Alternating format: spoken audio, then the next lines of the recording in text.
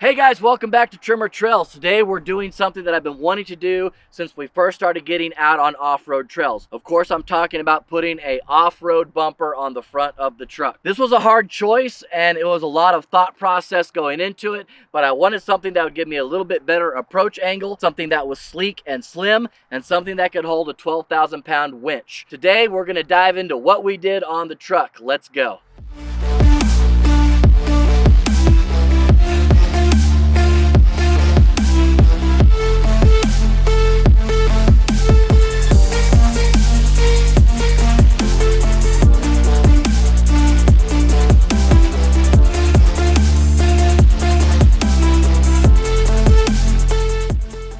Alright guys, so here it is. I settled on the ADD Stealth Fighter bumper. I hate the name. It's a beautiful bumper though.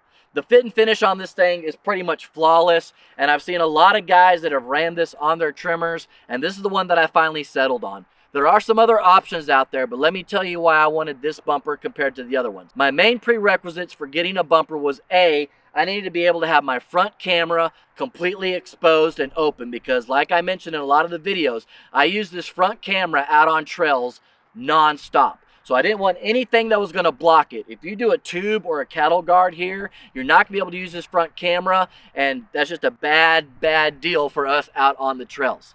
I also wanted something that was going to be close sucked into the truck, just like the stock bumper, but was going to be able to handle a 12,000 pound winch. The final thing that I really wanted was a little bit more approach angle, but it wasn't a make or break deal. But with the ADD bumper, I got about 2 inches more approach angle, which makes me really happy. I went with a 12,000 pound Warn Winch Evo in the bumper, and the lights that we did were Baja Designs. You can put on this particular bumper up to a 40-inch arc light in the front. That's what we did here. We used the Baja Designs Onyx 6. We did the solid white. They also have the dual control where you have amber and white. What I opted for instead of doing that was I put my ambers down here on the sides, and I'm running Onyx 6 ambers down here. So I have amber shooting off to my left and right, and then I have my whites in the middle. I was trying out the solid white first. I may change that up. I haven't decided yet. I'll put links down below to all the lights if you're curious, and of course to the bumper. And the number one question that I've always been asked about these bumpers is,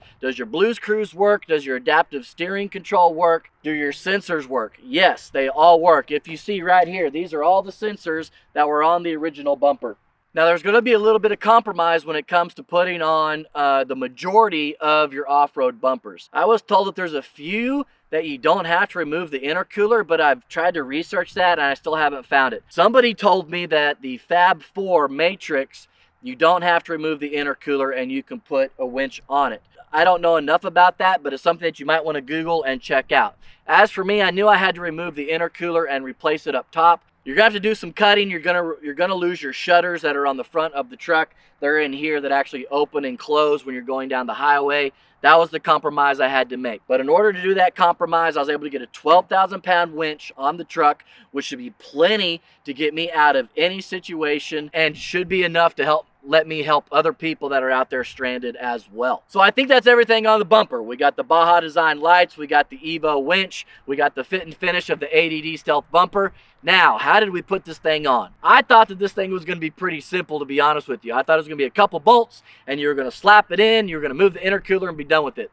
But what I found out is that it was actually pretty intensive. What I did is I drove up to HaloLifts to see Kevin and all the guys. I knew that Kevin had installed this bumper on his personal trimmer, and he has installed this bumper on several other trimmers.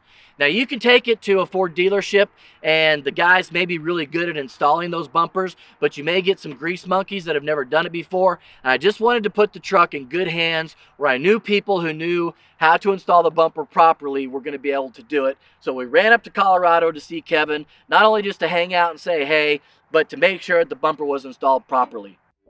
Like I just mentioned, there's a lot that goes into getting this bumper put on. Kevin had 3 different guys that worked on it throughout the day to get it all put together. If you're really good at mechanics, you may be able to do this in your front yard. I know my limitations, and I took it to the professionals. There's just lots of cutting that's involved, getting the plastic pieces moved, getting to these sensors, getting them out of the bumper, and then trimming a lot of the plastic with the shutters up on the grill.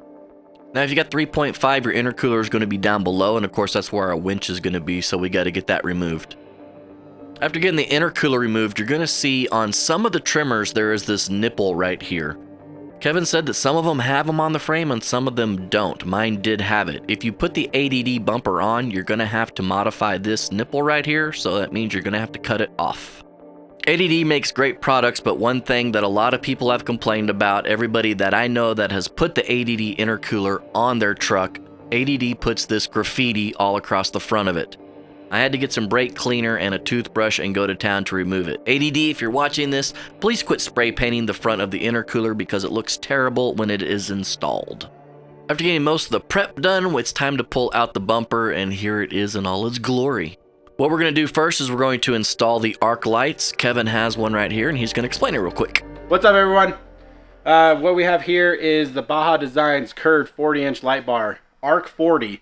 It's straight white. We're going to go ahead and use the brackets that came with Baja Designs light bar, and we're going to slide it in the ADD front bumper. We do sell these. You can get them here at HaloLifts right on our website. We can ship it right to you. And watch me drop it. I didn't get any footage of them wiring up the bumper, but let me tell you, it was pretty tedious what they were doing over there with the sensors. While they were finishing all that up, we got the winch installed. Of course, it is mounted right to the frame of the truck, and you can still get to the manual switch if you have to. This is a Bluetooth, and it's also a wired winch. The final step really was doing some fine tweaking to the grill to make sure that the fit was good, and just doing some test fitting before putting the bumper on itself. Now that we got the bumper installed, it's pretty much time to just start wiring everything up. Here's a close-up of the Onyx 6 Plus ambers that I put in the side. I love these lights. The final step was adding a catch can. Now there's a little bit of controversy with the 3.5. Some guys say you don't need it anymore, other guys say you do. Let me just say this. I had oil in my intercooler, and every truck that Kevin has taken apart, he has found oil in the intercooler, so we went with the catch can. So what we're going to be installing on TJ's Tremor is going to be this J&L catch can. That's the 3.0 version. What it's going to do is going to mount on this side, right next to your battery. Goes right underneath your engine cover here. Let's install 15 minutes, 20 minutes tops, pretty easy. You can either get it in black, or they call it as clear as an actual silver color. All right, so the reason why you want the catch can is because these motors have the blow-by with the turbo system.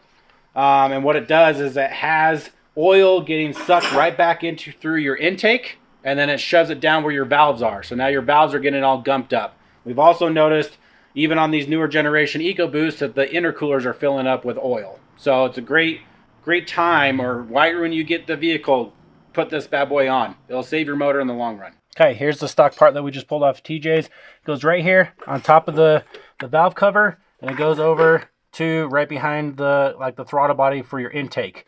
This is where the oil is getting sucked up and pushed right back in. With the catch can, you're going to have this line plug into the same holes, but instead of going straight back in, it's going to come through, get all caught here in the catch can, and then clean air is going to go back there. So you have less chance of the valves getting gummed up. I really want to thank HaloLifts and Kevin over there. They did a great job getting this bumper put together. I couldn't be more happy with it. If you guys are close to HaloLifts, try these guys out. If not, find somebody that's reputable that can do this, because there are a lot of steps to getting this bumper installed. So there you have it, the ADD Stealth Fighter bumper. Couldn't be more happy with the purchase. It was quite a lofty purchase. I'm not going to lie, these bumpers are expensive. By the time it's all said and done, you're going to be spending close to 10 grand to get this done. I'm going to be able to have a great winch that I know is going to get me out of problems. I'm able to keep all my sensors the way that I want them. I have ample lighting now if I'm out on a trail at night trying to get to a campsite. Everything all in all was worth the purchase, and I couldn't be more happy about it. They warned you when you start a YouTube channel that you just get some weird people, and from time to time we get some weird people. Thank you so much to the people that are continuing to build this community and follow along on this channel. To the couple of haters that we got, I'm sorry that my beard grows the way it does, and I'm sorry that I don't have a trimmer anymore because I put a bumper on the trimmer. It's kind of random out here on YouTube, I'm not going to lie. But for you guys that are badass and continue to follow along, sincerely, thank you from the bottom of our hearts. We really appreciate the support. If you have any questions or comments, please hit me up down below. I'll do my best to answer you. And until next time, even the haters, I hope to see you guys out there on the trails. Bye.